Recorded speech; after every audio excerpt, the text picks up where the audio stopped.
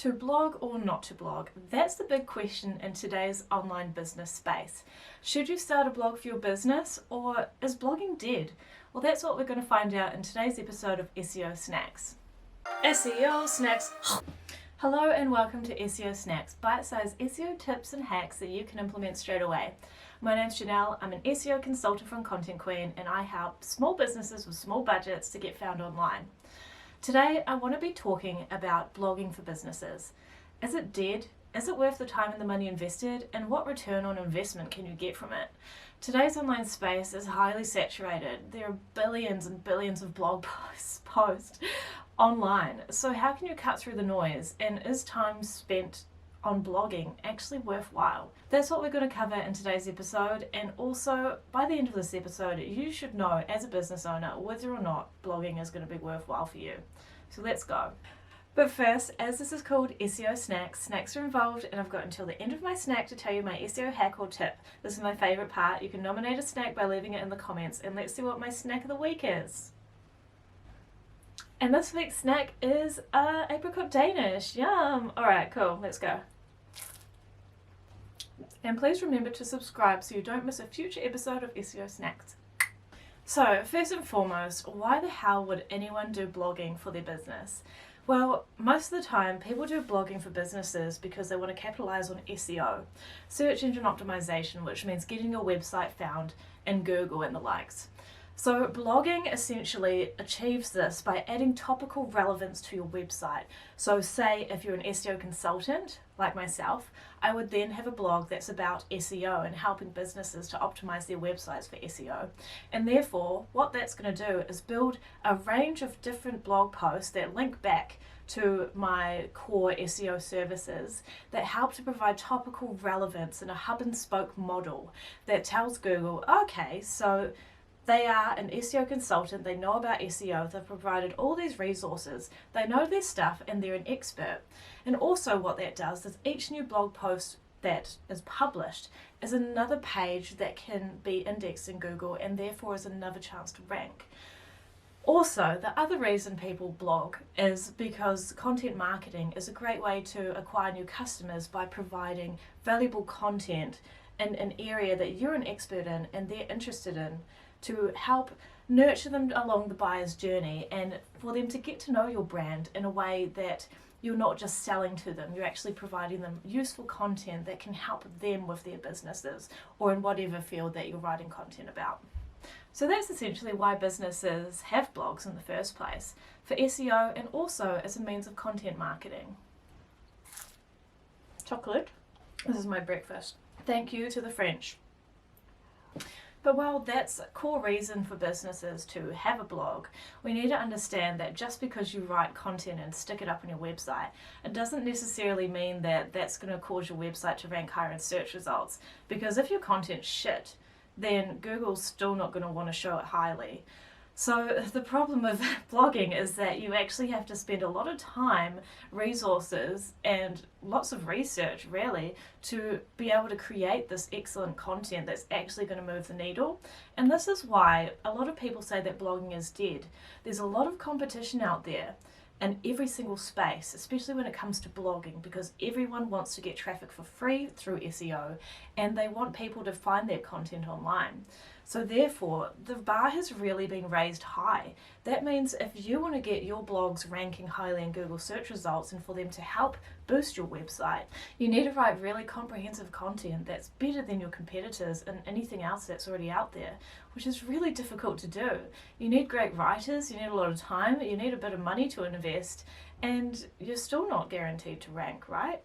So I don't want to be a down buzz about blogging because that is one of the core things that I do.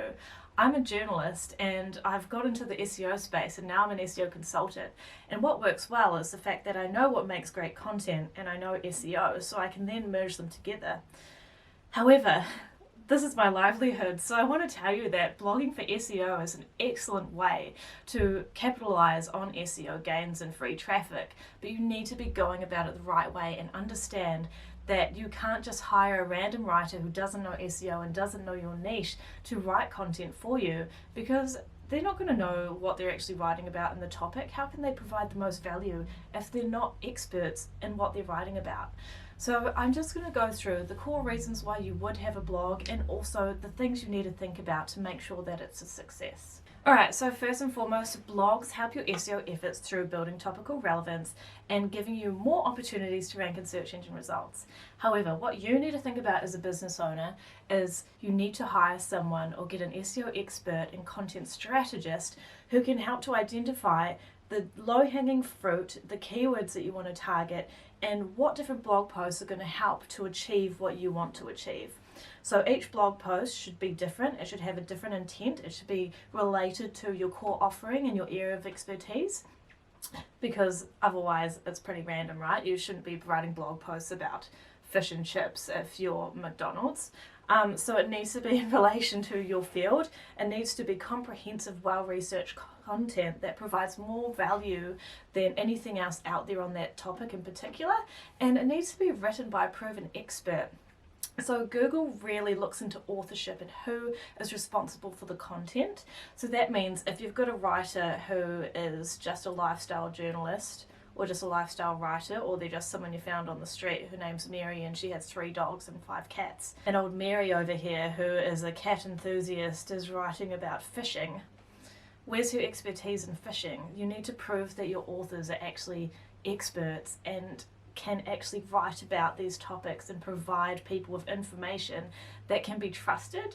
So a way of doing that is to make sure that your authors are actually experts in their field. Otherwise Google's going to be like, well, we don't really trust Mary's opinions on fishing because she has just said in her author bio that she's a dog and cat owner and that's what she loves and that's her area of expertise. So if Mary was writing a blog post about how to look after your 3 dogs and 5 cats and what to feed them, she would have more weight in that area because she's proven in her author bio that that's her area of expertise and passion. But if she's writing a blog post about how to catch big fish, Google's going to be like, there's a bit of a disconnect here and I don't think we should trust Mary to be an author on this topic. And you also need to think about the person reading it. I wouldn't trust Mary for fishing advice if she's never hooked a fish in her life. So just think about your authors behind the content and hire the right people. If they're in-house, even better. You should be your own experts of your content. But you need to keep in mind that this content is going to take a while for you to create, and you need to allocate time and resources in order for your in-house content creators to actually create this content for you.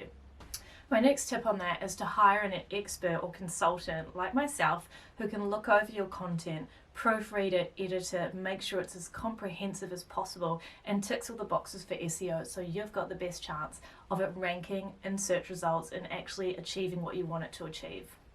If you want to know more, get in touch with me, contentqueen.co.nz. Bit of a plug there, bit of shameless self-promotion. So other than blogging for SEO, even though that's probably one of the major reasons why a business would do blogging online, is the fact that it's a great content marketing tool. By creating great blog content that's in your area of expertise, that you can publish evergreen content and then disperse it out through social media and sharing it in email marketing and all sorts with your advertising as well, is a fantastic way to acquire new customers or nurture customers along the buyer's journey so that they can eventually become customers down the track. Blogs are a great way to indirectly create relationships and build affinity for your brand, because by giving something to someone for free, they're more likely to trust you and like you, right? This is what happens in real life. If someone helps us out from the goodness of their heart, we're like, wow, I like that person, they're really helpful and they didn't expect anything in return. Blogging is a way of giving value without expecting anything back immediately, of course, and then people will start to trust you and they'll get to know your brand on a deeper level through your blogging efforts. So as well as SEO, it's a great content marketing tool, and it's a great way to create content that you can then push out through your social media channels and through your email marketing. That's not just like buy. It's actually like, you know what, here's some really useful information that we think you're going to love and it's going to help you. This part's apricot. The other great thing about blogging is that the content is evergreen. You can write a fantastic blog post, put it up, and it can get traffic for years to come. That's what I love, is that it's not just like a social media post where you put one post out there and it lasts for like 5 minutes. It's something that you put up and it's actually long-term sustainability, whereas this blog post can get you traffic for years to come, and you can update it to refresh it once a year to make sure that it's still relevant, and that'll give you a nice boost as well. So you can use that content and keep posting it on your social media channels for years. Every time you update it, you could relaunch it. And that's a great way to ensure that when you do create this content, you need to understand that it's not just going to last for 24 hours, it can last a lifetime.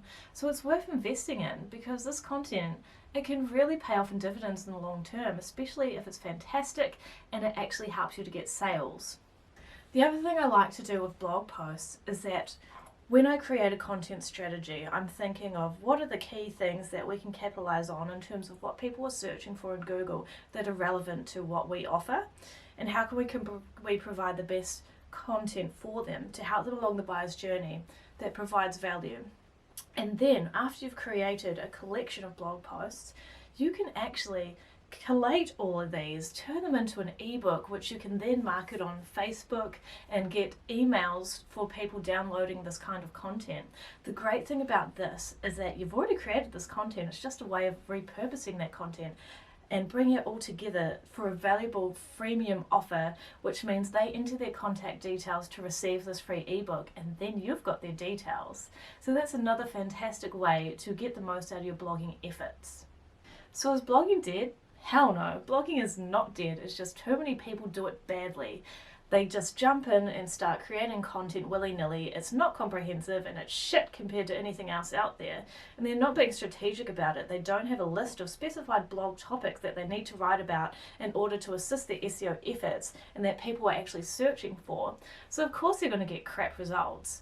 So if you want to do blogging and do it right, get in touch with me, SEO Consultant Janelle from ContentQueen, and I will help you get on the right track from the beginning so that you're not wasting your valuable time, money and resources and chucking that into blogging without having a clear plan, vision and strategy behind it. Blogging is for SEO. You need to look at what people are searching for and create content based on what people are asking. That's where you're going to get the organic traffic from. And then you need to understand where people are at in terms of the buyer's journey and what kind of content it's going to take to help nurture them along that journey so that they'll eventually become your customers and trust you and know that you are the perfect solution to their problem. I'm so passionate today. And remember that Google pays attention to authorship, so make sure that you have proven experts write your content, not Mary with 5 cats writing about topics to do with tech. They need to have clear experience in their chosen fields and what they're actually writing about. Very important. Then you just get an expert like myself to look over the content and make sure that it meets SEO best practice. So yes, I think you should do blogging for your business, because paying for traffic through Google Ads to your website and other advertising means is really expensive.